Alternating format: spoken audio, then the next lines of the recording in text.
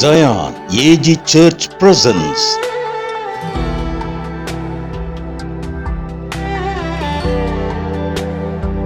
பாதைக்கு வெளிச்சம்.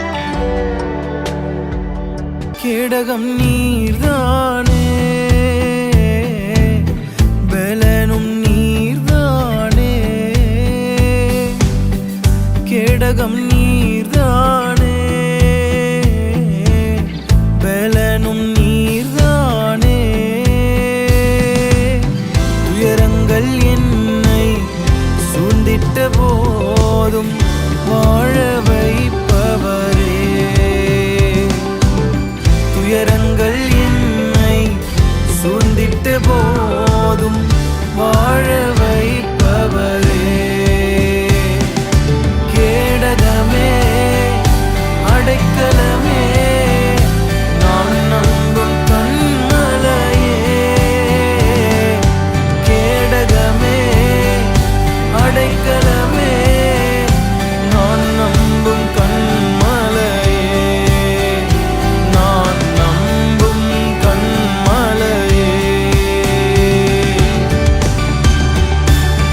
கண்ணீரை துருத்தியில் வைத்து பதில் தரும் நல் தேவனே. கண்ணீரை துருத்தியில் வைத்து பதில் தரும் நல் தேவனே. ஏற்ற காலத்தில் கண்ணீருக்கு பதில் தந்து காப்பவரே. ஏற்ற காலத்தில் கண்ணீருக்கு பதில் தந்து காப்பவரே. கேடகமே, அடைக்கலமே, நான் நம்பும் கண்மலையே. கேடகமே, அடைக்கலமே, நான் நம்பும் கண்மலையே. நான் நம்பும் கண்மலையே. கேடகம் நீர்தானே, பலனும் நீர்தானே. கேடகம் நீர்தானே. ஆண்டவராகிய இயேசு கிறிஸ்துவின் இனிய நாமம் மகிமைப்படுவதாக. பாதைக்கு வெளிச்சம் என்கிற இந்த நிகழ்ச்சிக்கு உங்களை அன்போடு வரவேற்கிறோம். இன்றைய தியானத்திற்காக நாம் எடுத்துக்கொள்கிற கர்த்தருடைய வார்த்தை சங்கீதம் 3:3. ஆனாலும் கர்த்தாவே, நீர் என்னை சூழ்ந்துள்ள கேடகமும் என் மகிமையும் என் தலையை உயர்த்துகிறவருமாயிருக்கிறேன். சங்கீதக்காரராகிய தாவீது தன்னுடைய வாழ்க்கையிலே ஏராளமான நெருக்கங்கள், போராட்டங்கள், சஞ்சலங்கள். 3ஆம் சங்கீதத்தை அவர் பாடும்பொழுது அவருடைய வாழ்க்கையில தன்னுடைய சொந்த மகன் அவருக்கு விரோதமாய் அவரை கொலை செய்ய தேடிக்கொண்டிருக்கிற நேரம், அந்த நேரத்திலே கர்த்தருடைய சமூகத்தை நோக்கி பாடுகிறார். தகப்பனே, தேவனே, கர்த்தர் நீர் என்னை சூழ்ந்துள்ள கேடகமாயிருக்கிறீர், என் மகிமையாயிருக்கிறீர், என் தலையை உயர்த்துகிறவருமாயிருக்கிறீர் என்று சொல்கிறார். 5ஆம் சங்கீதம் 12ஆம் வசனத்தை பாருங்கள். கர்த்தாவே, நீர் நீதிமானை ஆசீர்வதித்து காருண்யம் எனும் கேடகத்தால் அவனை சூழ்ந்துள்ளீர் என்று பாடுகிறார். நாம் ஆராதிக்கிற ஜீவனுள்ள தேவன் அவர் கேடகமாயிருக்கிறார் என்று பரிசுத்த வேதம் சொல்கிறது. அல்லேலூயா. 84ஆம் சங்கீதம் 11ஆம் வசனத்தை பாருங்கள். தேவனாகிய கர்த்தர் சூரியனும் கேடகமானவர் என்று பரிசுத்த வேதம் சொல்கிறது. நாம் ஆராதிக்கிற ஜீவனுள்ள தேவன் சூரியனும் கேடகமானவர். அல்லேலூயா. நீதிமொழிகள் 30:5 பாருங்கள். தேவனுடைய வசனமெல்லாம் புடமிடப்பட்டவைகள், தம்மை அண்டிக் கொள்கிறவர்களுக்கு அவர் கேடகமானவர். அல்லேலூயா. தம்மை அண்டிக் கொள்கிறவர்களுக்கு கர்த்தர் கேடகமானவர் என்று பரிசுத்த வேதம் சொல்கிறது. ஏதோ சில பயங்கள், சில கலக்கங்கள், வேதனையோடு தத்தளிப்போடு பயந்து போயிருக்கிறீர்கள். கர்த்தர் உங்களை பார்த்து சொல்கிற ஒரு அற்புதமான வார்த்தை, கர்த்தாவே, நீர் என்னை சூழ்ந்துள்ள கேடகமாயிருக்கிறீர் என்று சங்கீதக்காரர் அறிக்கை செய்வது போல கர்த்தர் உங்களை சூழ்ந்து கேடகமாயிருக்கிறார். தைரியமாயிருங்கள், தைரியமாயிருங்கள். எபேசியர் 6:16 பாருங்கள். பொல்லாங்கு நெய்யும் அக்கினி அஸ்திரங்களை எல்லாம் அவித்து போடத்தக்கதாக எல்லாவற்றுக்கும் மேலாக விசுவாசம் எனும் கேடகத்தை பிடித்து கொண்டவர்களாய் நில்லுங்கள். பவுல் எபேசு சபையை பார்த்து தைரியப்படுத்துகிறார், உற்சாகப்படுத்துகிறார். பொல்லாங்கனையும் அக்னி அஸ்திரங்களை எல்லாம் அவிழ்த்து போடத்தக்கதாக எல்லாவற்றுக்கும் மேலாக விசுவாசம் எனும் கேடகத்தை பிடித்து கொண்டவர்களாய் நில்லுங்கள். அல்லேலூயா. ஜீவனுள்ள தேவன் உங்களுக்கு கேடகமாயிருப்பார். இந்த காலவெளியில கர்த்தர் யாருக்கு கேடகமாயிருப்பார்? பல காரியத்தை பரிசுத்த வேதம் சொல்கிறது. ஒரு 3 காரியத்தை சொல்கிறேன். நம்பர் 1, காத்திருக்கிறவர்களுக்கு கேடகம். நம்பர் 2, கரத்தில் இருக்கிறவர்களுக்கு கேடகம். நம்பர் 3, கருத்தாயிருக்கிறவர்களுக்கு கேடகம். அல்லேலூயா. நம்பர் 1, காத்திருக்கிறவர்களுக்கு கேடகமாயிருப்பார் என்று சொன்னேன். 33ஆம் சங்கீதம் 20ஆம் வசனத்தை நீங்கள் எடுத்துக்கொள்வீர்களானால், சங்கீதம் 33:20, நம்முடைய ஆத்துமா கர்த்தருக்கு காத்திருக்கிறது, அவரே நமக்கு துணையும் நமக்கு கேடகமானவர். அல்லேலூயா. நம்முடைய ஆத்துமா கர்த்தருக்கு காத்திருக்கிறது, அவரே நமக்கு துணையாயிருக்கிறார், அவரே நமக்கு கேடகமாயிருக்கிறார். ஆகவேதான் சொன்னேன், காத்திருக்கிறவர்களுக்கு கர்த்தர் கேடகமாயிருக்கிறார். அல்லேலூயா. நீங்கள் கர்த்தருக்கு காத்திருக்கிறவர்களாய் இருப்பீர்களானால் நீங்கள் ஒரு நாளும் சோர்ந்து போவதில்லை. ஏசாயா 40:29 பாருங்கள். வாலிபர்கள் இடறி விழுவார்கள், சோர்ந்து போவார்கள் என்று பரிசுத்த வேதம் சொல்கிறது. ஏசாயா 40:31 பாருங்கள்.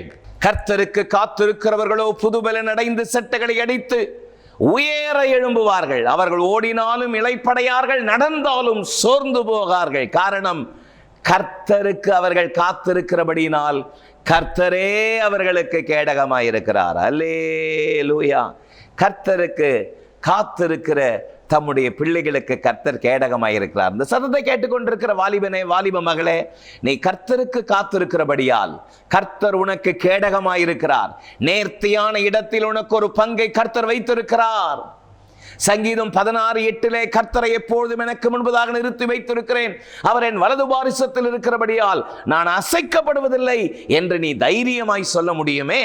காத்திருக்கிறவர்களுக்கு கர்த்தர் கேடகமாயிருக்கிறார். நம்பர் 2, கரத்தில் இருக்கிறவர்களுக்கு கர்த்தர் கேடகம் என்று நான் சொன்னேன். என்னோடு கூட 2 சாமுவேல் 22ஆம் அதிகாரம் 31ஆம் வசனத்தை எடுத்துக் கொள்வீர்களானால், 2 சாமுவேல் 22:31, தேவனுடைய வழி உத்தமமானது, கர்த்தருடைய வசனம் புடமிடப்பட்டது, தம்மை நம்புகிற அனைவருக்கும் அவர் கேடகமாயிருக்கிறார். தம்மை நம்புகிற அனைவருக்கும் அவர் கேடகமாயிருக்கிறார். அல்லேலூயா.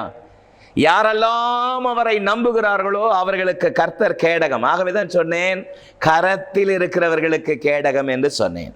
நீங்கள் கர்த்தருடைய கரத்தில் இருப்பீர்களானால் கர்த்தர் உங்களுக்கு கேடகமாயிருப்பார். 1 பேதுரு 5:6 சொல்கிறது, ஏற்ற காலத்தில் அவர் உங்களை உயர்த்தும்படி அவருடைய பலத்த கரத்தில் அடங்கி இருங்கள் என்று வேதம் சொல்கிறது.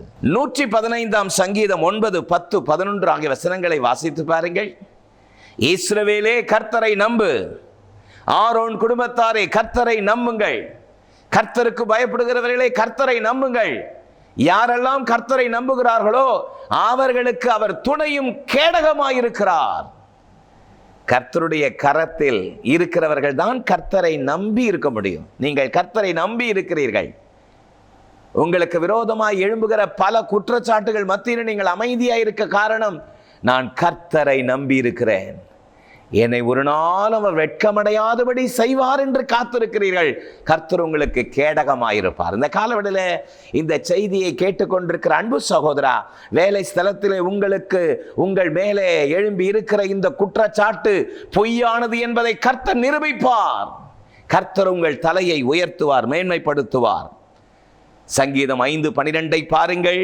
வேதம் சொல்கிறது, நீர் நீதிமானை ஆசீர்வதித்து காருண்யம் எனும் கேடகத்தால் அவனை சூழ்ந்து உள்ளீர் என்று வேதம் சொல்கிறது. நீங்கள் கர்த்தருடைய கரத்திலே பொறுமையாய் காத்திருங்கள், கர்த்தருடைய கேடகம் உங்களை பாதுகாக்கும். அல்லேலூயா. கர்த்தருடைய அற்புதமான நல்ல நாம மகிமைப்படுவதாக. ஆமென். 3வது நான் உங்களுக்கு சொன்னேன், கருத்தாயிருக்கிறவர்களுக்கு கேடகமாயிருப்பார். கருத்தாயிருக்கிறவர்கள். நீதிமொழிகள் 2ஆம் அதிகாரம் 7ஆம் வசனத்தை பாருங்கள். நான் உங்களுக்காக வாசிக்கிறேன். அவர் நீதிமான்களுக்கு மெய்ஞானத்தை வைத்திருக்கிறார். உத்தமமாய் நடக்கிறவர்களுக்கு அவர் கேடகமாயிருக்கிறார். உத்தமமாய் நடக்கிறவர்களுக்கு கர்த்தர் கேடகமாயிருக்கிறார். அல்லேலூயா. ஆகவேதான் என்னுடைய செய்தியினுடைய 3வது தலைப்பை சொன்னேன், கருத்தாயிருக்கிறவர்களுக்கு கேடகமாயிருப்பார். நீங்கள் கருத்தாயிருக்க வேண்டும். எதிலே கருத்தாயிருக்க வேண்டும்? நீதியின் பாதையில் நடந்து தேவனுக்கு பிரியமாய் நடப்பதிலே நீங்கள் கருத்தாயிருங்கள்.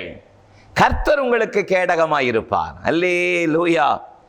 ஆண்டவருடைய நல்ல நாமம் மகிமைப்படுவதாக. பரிசுத்த பாதையில் நடப்பதற்கு நீங்கள் கருத்தாயிருங்கள்.